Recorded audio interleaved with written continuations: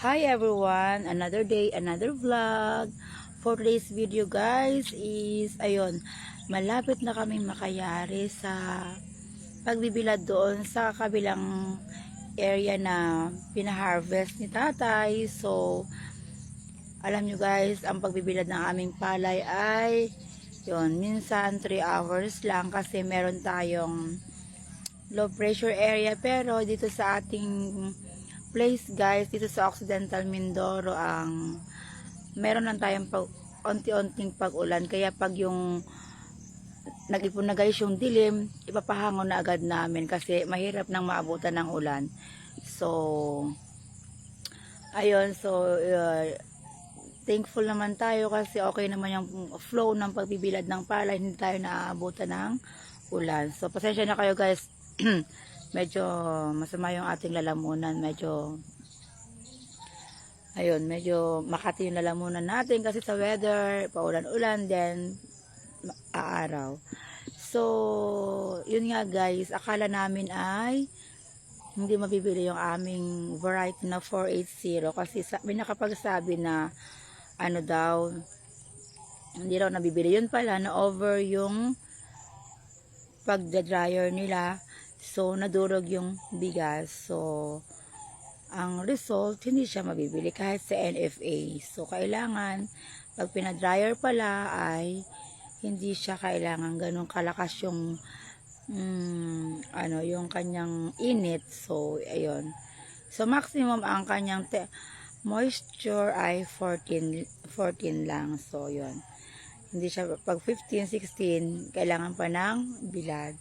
So nung una nalungkot kami kasi akala namin hindi mabibili yung aming palay. So yun nga, thankful din tayo guys, yung ating 2.2 hectares is inanihan siya ng 221. So it means na 100% din. So compare last year ay 215 lang din, ngayon sumulong naman ng 6 na kaban, which is good. So thanks God pa rin, at ganun pa din yung aming ani kahit may konting rice blast and laging nababaha ng ulan kasi sa tabing sapa nga, kaya yun.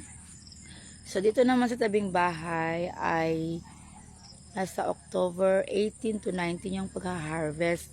So hopefully ayun sa TV ay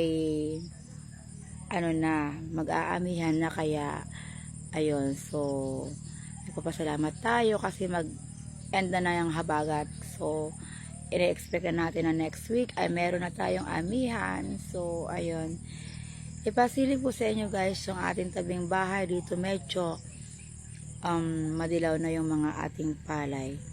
Pasilip natin. So ayan guys, yung tabing bahay natin, ito yung i-harvest ng October 18 to October 19. So balikatan pa lang siya, ibig sabihin guys may green pa. Ayan, mag green pa siya, so hindi pa pwede. Ay, hindi ko tayo nadapa. Ayan, so ayan guys, expected nating i-harvest ito ay sa 18 or 19, ganon. So ayan, diba, ready to harvest. So, sumasabay yung kanyang dahon sa pagpula ng bunga. Ayan, makikita natin tong ani ng 534 at ng 480. So ayan,